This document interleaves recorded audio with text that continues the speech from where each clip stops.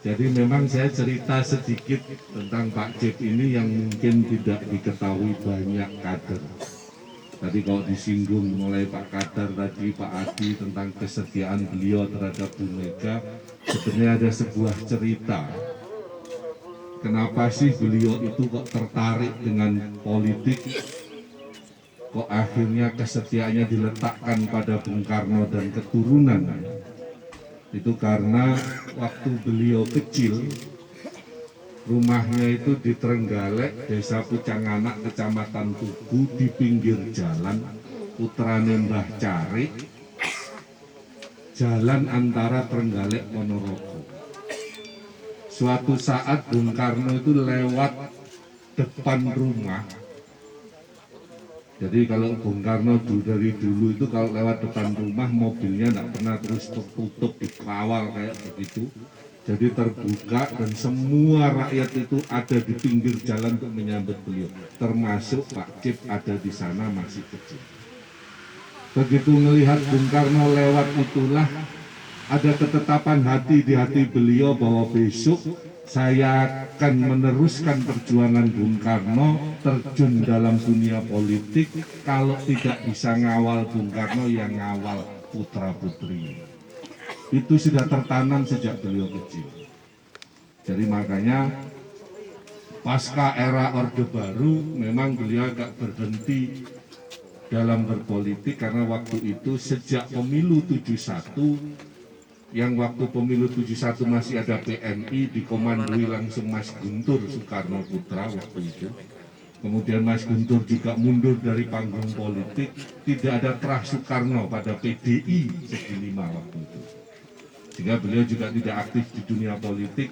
Baru sejak Bu Mega turun gunung masuk PDI tahun 87, saya itu masih di SMP. Tahun 87. Kita bertiga putra-putrinya dikumpulkan, beliau nyatakan Bapak akan masuk lagi ke partai politik, ke PDI waktu itu. Dengan konsekuensi kondisi Orde Baru yang seperti itu, mungkin Bapak juga akan ada resiko di penjara ataupun dibunuh. Kira-kira kalian semua siap atau tidak? Siap. Nah, itu takut anak-anak itu. Ini cerita takut ke saya bertiga bersama kakak-kakak.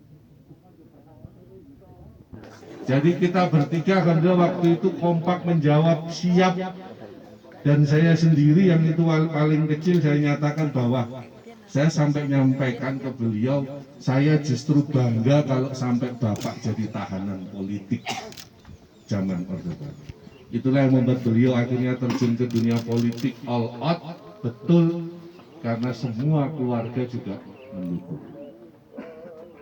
Kemudian perjalanan Jawa Timur diawali dengan SK 043 tahun 93. Diganjel luar biasa, Bu Meganya berpesan, Mas Cip sing sabar, agak diolor hatinya, masih kuat kan? Kuat.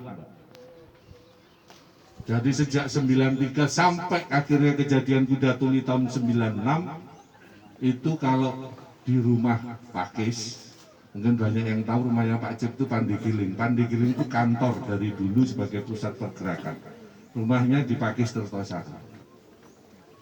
Jadi kalau sepanjang perjalanan itu di Pakis itu hampir tiap minggu itu dapat kiriman paketan bungkusan kertas kado isinya ayam yang mati lehernya patah. Itu sebuah teror yang luar biasa yang selalu, ya alhamdulillah saya lebih sering yang nerima bungkusan. Sampai akhirnya kejadian Kuda Tuli di Jakarta tanggal 27 Juli tahun 96, tanggal 28 Juli pagi hari, sholat subuh saya ingat. Saya habis selesai sholat subuh, rumah itu didodok, ada yang dodok. Saya yang bukakan, kaget. Kenapa? Karena tentara lengkap dengan senjata laras panjang, ada 2 truk, ada di depan rumah, jaga rumah, nyari Bapak, nyari Pak Cip. Saat itu saya hanya berpikir kalau saya yang buka pintu. Saya itu kalau dari kecil SD kan dulu kita kalau zamani Orde Baru mesti disetelno G30 SPKI. Saya hanya berpikir sekilas saja bahwa sudah ini akhir dari hidup bapak saya. Wis pasti diculik, pasti tidak balik. Saya suruh tunggu, waktu itu yang dodok itu pangkatnya kolonel. Saya bangunkan bapak, saya sampaikan kondisinya begini-begini, ternyata bapak ya sudah suruh nunggu, saya tak mandi dulu, baru saya temui. Itu ditemui ternyata disampaikan bahwa Pangdam 5 Brawijaya waktu itu mau datang. Tepat jam 6 pagi Pangdamnya datang, jam 5 kalau nggak salah, setengah 6 pagi. Pangdamnya waktu itu Maijen Imam Utomo. Beliau menyampaikan minta izin Pak Cip bahwa Pandegeling kita tutup karena perintah dari atas. Minta izinnya setengah 6 ke Bapak, tapi sebetulnya Pandegeling sudah dioperasi subuh.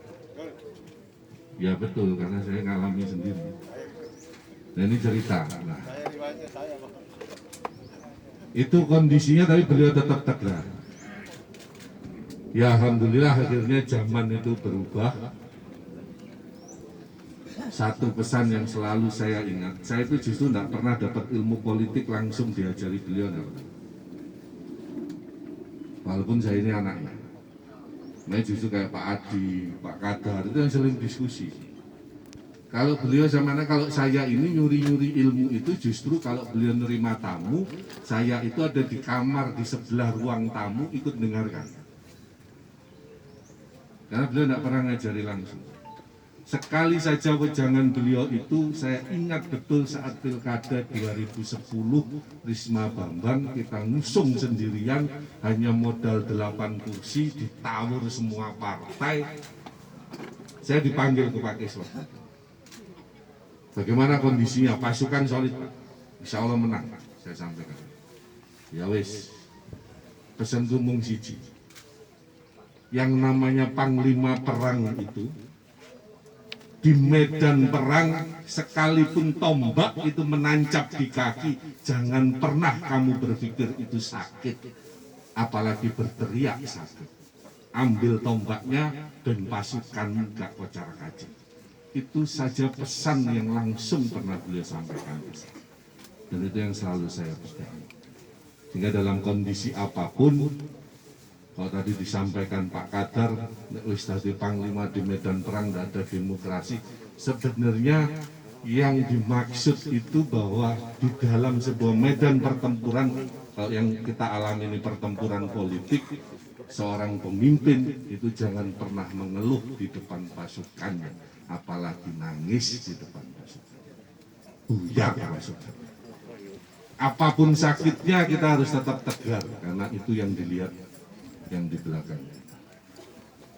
Makanya saya waktu itu sampaikan Pak Adi, Pilkada 2010 saya itu keliling 31 kecamatan, ranting anak ranting kita kumpulkan.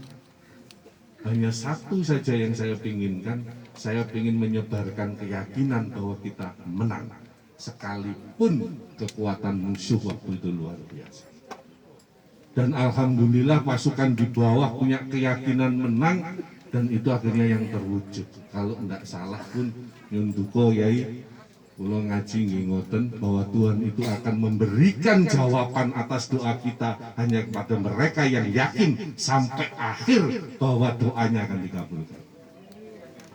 Nah, nanti ngaji saya salah monggo di benerakannya.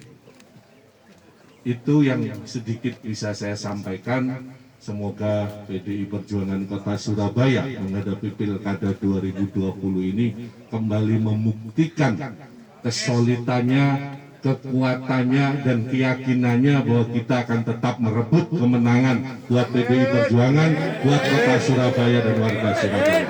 Amin. Sekian dan terima kasih. Saya akhiri. Wassalamualaikum warahmatullahi wabarakatuh.